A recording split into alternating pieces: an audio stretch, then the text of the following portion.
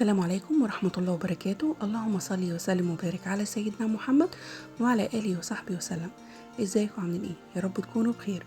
لو اول مرة تشوفوا القناة ما تنسوش تعملوا القناة لايك وشير وسبسكرايب للقناة وتفعلوا زر الجرس عشان يوصلكم كل جديد مني ان شاء الله.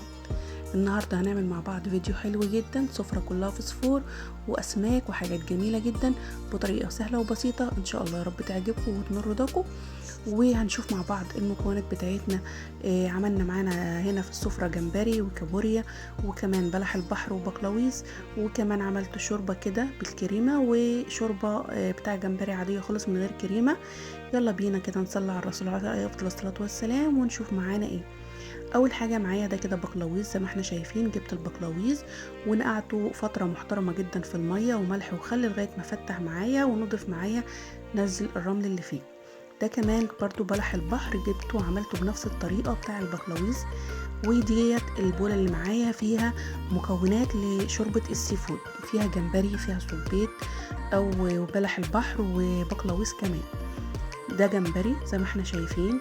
الجمبري اللي انا جايباه ده يا بنات الكيلو ب100 جنيه برضو من حلقه بتاع دمياط، بجد حلو جدا جدا، سعره تحفه بجد.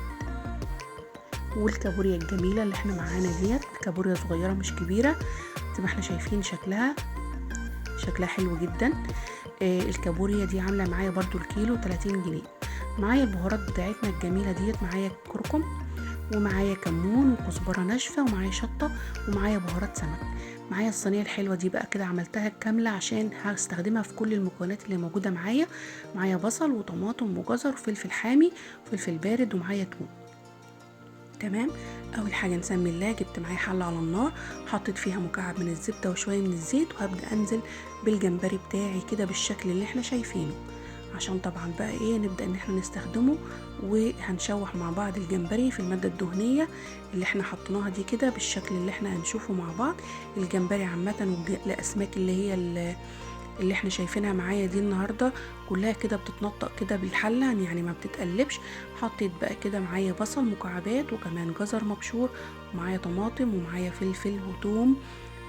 حابه تستغنى عن الفلفل الحامي برضو طبعا يرجع لحضرتك.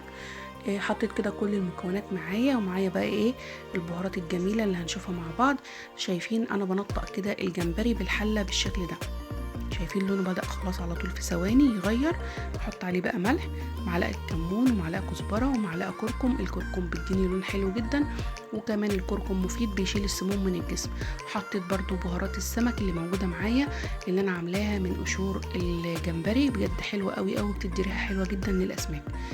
معايا هنا بقى دي كده الكابوريا.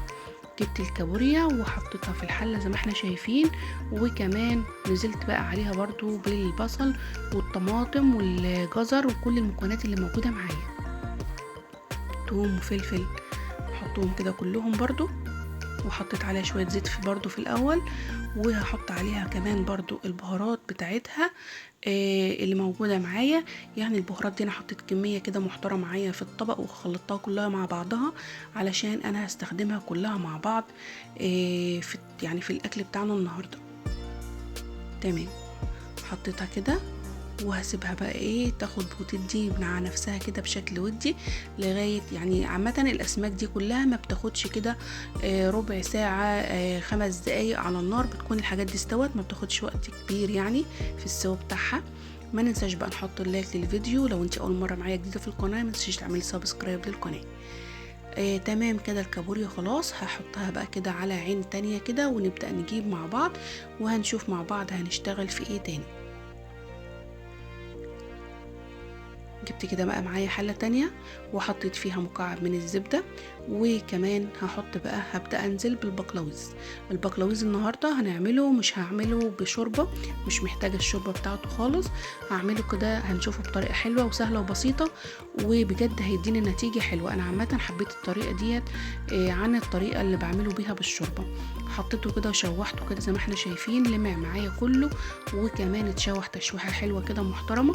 هبدأ اجيب كده البصل معايا وهبدأ احط برضو عليها شوية كده وهبدأ اشوحه بالشكل ده.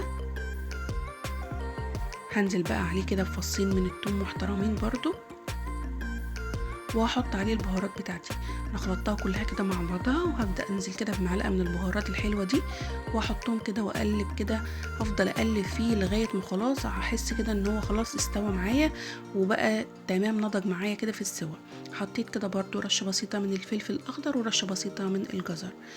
جبت معايا الجمبري، شايفين لونه كله غير. هبدا انزل كده بعصير ليمونه تمام، ومعايا ميه سخنه لان انا محتاجه الشوربه بتاع الجمبري دي هنستخدمها مع بعض النهارده في الاكل بتاعنا. هنعمل شوربه جمبري بجد تحفه تحفه.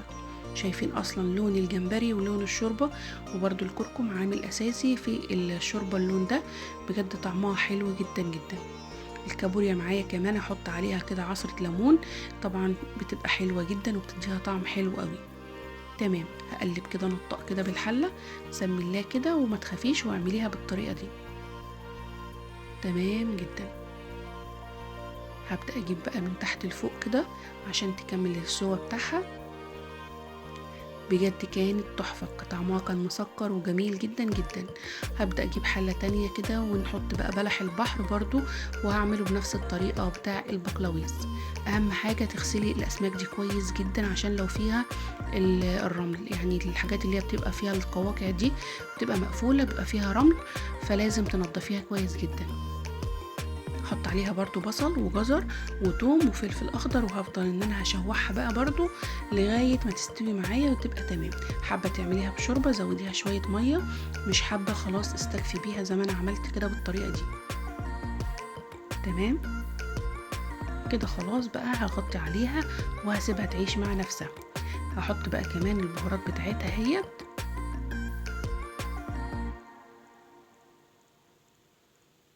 وهقلب كده اقلب، وبعد كده هسيبها بقى اغطي عليها برضو وخليها تكمل بقى بقية السوا بتاعها.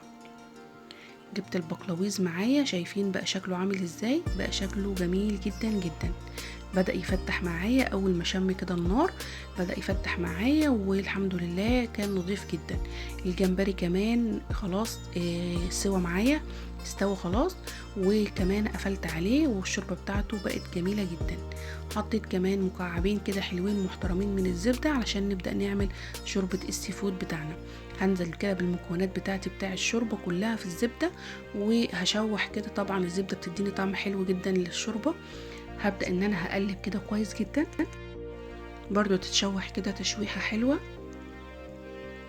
تمام، فيها كل المكونات اللي موجوده معايا وزياده عليها اللي هو الصوبيت او الصوبيا زي ما انتوا بتسموه.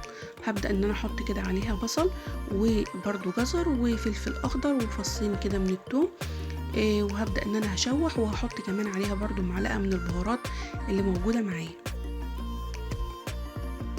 اول ما احس بقى ان السمك كده بدا يغير لونه، هبدا كده هنشوف مع بعض، هننزل بخطوه حلوه برده. هيبقى معايا معلقه من الدقيق، هبدا انزل بيها برده وهشوح الدقيق مع السمك عشان الشوربه بتاعتي تديني القوام اللي انا عايزاه.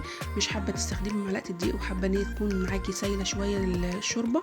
تمام، زي ما انتم شايفين نزلت كده بالبهارات ونزلت كده بمعلقه الدقيق اللي قلت لكم عليها، وهشوح كده لغايه ما تبقى خلاص تتحمص معايا الدقيق ده وتبقى تمام جدا معايا عشان طعم الدقيق ما يبقاش باين معاكي في الشوربه.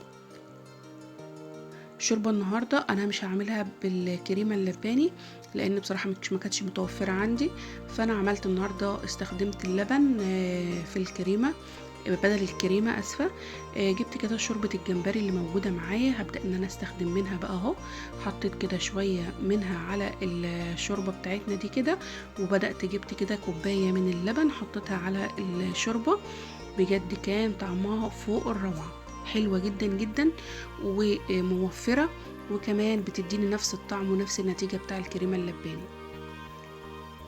وكده تمام. عملت كمان شوربه من الجمبري زي ما احنا شايفين في البوله اهي لوحدها برضو من غير لبن ولا اي حاجه. ودي كانت سفرتنا النهارده. يا رب سفرتنا تكون عجبتكم وتكونوا استفدتوا من الفيديو بتاعنا. ما تنسونيش بقى باللايك والشير وسبسكرايب للقناه وتفعلوا زر الجرس عشان يوصل لكم كل جديد مني ان شاء الله. شايفين الاكل حلو جدا جدا بجد، وطعمه ولونه بجد خرافه، كان مستاهلكم معايا.